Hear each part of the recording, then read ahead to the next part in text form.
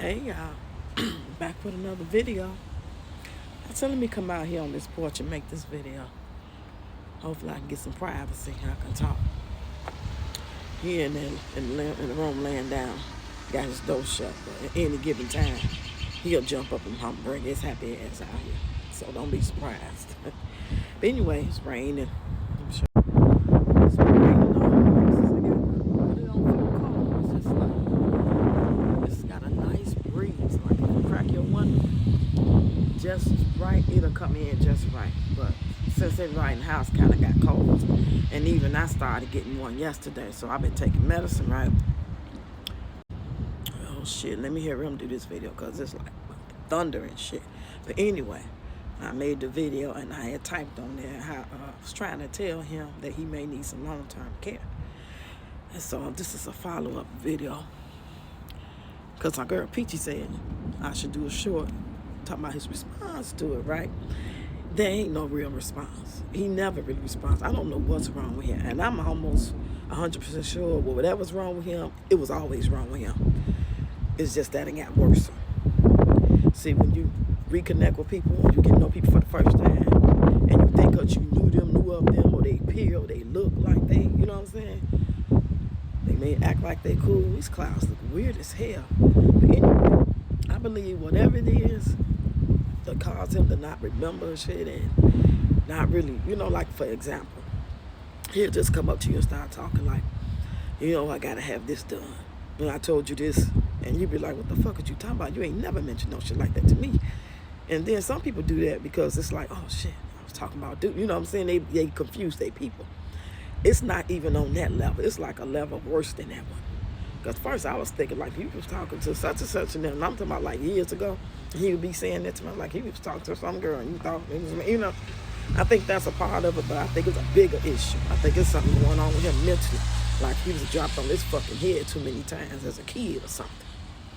But anyway, so, because he'll get up and be like, you want something to eat?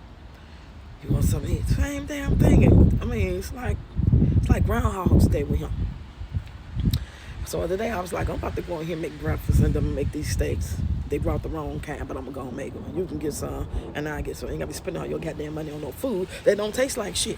They don't bring you every fucking thing you ask for, and then they bring the shit, it don't even taste right. So I was in the mood to do that, and I did it. But before I got up, because when he came in there, I was doing my content, but I was in between. You know how you be listening to your song, you're trying to figure out what you're gonna do. So I be sitting there like that. He come sit down, all that, trying to sit down because this shit hurt. I didn't get real mad, but so he started saying, I gotta have, what's they call it? What is that they have when they think you might a biopsy? He said, I gotta have a biopsy. I said, I don't know shit. You ain't told me a goddamn thing. The last thing you told me was they might have to do surgery, and then like a week later you said, well, they might not have to do surgery, it might just be therapy, and they've been draining my needs. That's what you told me. He said, oh, that was my mama I was talking to. So I said, Tony, that's why I be telling you what I be saying, because I had said something, and he kind of like, the way he answered back was almost like giving attitude. So as he was walking away, I was like, the only reason I be saying that and giving my opinion, my advice is because based off what I see and the things you do tell me, I feel like I need to tell you because it don't make sense to sit here and wait for the shit to hit the fan. Then you ain't got no money and they come put you out and put us out and you can't pay no bills and shit. You need long-term health care because you keep going back and forth to work, going back and forth to the doctor, can work, can't work. And it's like you're not getting nothing done. I said you're getting worse. Not to mention, we're getting older. So everything we ain't gonna be able to bounce back from as we get older. Oh, shit. Woo. Let me hear up, y'all. My ass back in the house. So I'm like, that's why I was telling you, you need long-term health. You need therapy, inpatient, not just go once a week, because all them trips back and forth downtown, way across town, costing you $30, $50 to get in the Uber. He said, that's what I've been doing. He kind of got, I said, I'm talking about what you're going to be probably doing. And you're going to need to be in somebody's facility. Even if you end up coming back home, even if it's just 2 to 6 weeks, however long, you need some assisted health care. I said, that's why I've been telling you this, based off what I'm seeing and what you've been telling me. And he ain't really saying nothing. I was like, that's why I've been also telling you that I can't raise these kids out here. I said, what else up happened to you? What's up happening? He's like, that's why I've been trying to make sure the house paid for. How? You ain't even going to fucking work to. You see, he just don't be making no sense, y'all. It ain't clicking up there no more. I can't really explain it. But it's on me to know I'm doing the right thing. Because sitting here and he acting like life is normal and plain and I'm all the way through my savings. And how you gonna make sure the house is straight for us? I said, I couldn't afford this house if you did. God forbid pass away and I took over the house. How am I gonna pay $1,500 worth of mortgage plus all these high-ass bills? I said, plus I'm not gonna raise these kids out here. I told you that before. They can't make it out here. They getting older. They need to be out in activities. Before you know it, they're gonna be 18, 20, 25. They need to have a life, and anything that they're gonna have, that they're gonna possibly be able to do or want to do, is gonna require them to go to and fro, which is through Chicago, which is through these different hills. The block is fine. The house is fine. We can fix the house up. The block is beautiful. Never been a problem. You know, but it's deeper than that. When they start working, going to trade school and having their friends and families and just out here doing the damn thing, they got to go through Chicago. And they don't know nothing about none of that. They not from here. Yeah, and shit happen everywhere, all over the world. There's no way we're not going to be able to see or hear about or maybe even, unfortunately, experience some type of negative shit. But I'm telling you, I know that I got to give them the best opportunity. They don't have their mom. They got their auntie, but there's only so much she can do. We are collectively trying to do this together because there's only so much she can do. At this point in her life, she don't have her own place. That's why I be praying that God allow me to live long enough to get them straight. Let them be grown and old enough, you know what I'm saying, with discernment to be able to do what they need to do. Where else is getting out? Oh, he must be stopping this car right here to fix something.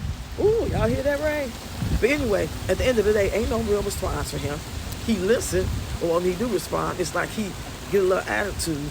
Now it's like, I'll keep you posted, but that's what I've been telling you. I'm not raising these kids out here. I got to get them in position so they can thrive, so they can, you know, get ready to go to trade school, college, and go and live their life. And this is no opportunity for them. They don't know nobody here. We ain't really got no family here.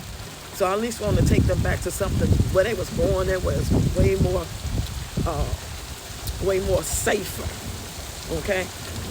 I mean, it's some places that no matter where you go, you're going to experience things because there's all kind of different crime. There's white-collar crime. There's hood crime where people are doing drive-bys and carjacking people and robbing people and snatching them up.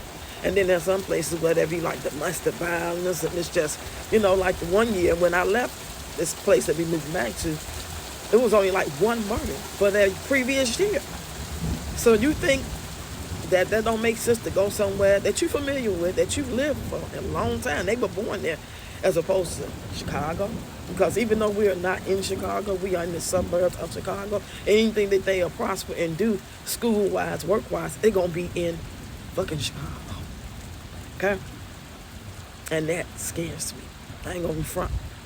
Especially for my grandson. Not only is he just made 17 yesterday, he is a big boy. He is a target on so many levels. From his own peers, black guys who don't like him, don't know him, maybe scared of him, not to mention the people who own stores. He walk up in there, they think he's finna rob them. Then the police automatically gonna criminalize him, think he guilty. Okay, I'm about to shut this video down because like I said, it's only like, I can only record like a 9-minute, almost 10-minute video. So if y'all got any questions, get in the comments and I'll just respond to those questions via video. Okay? Talk to y'all later.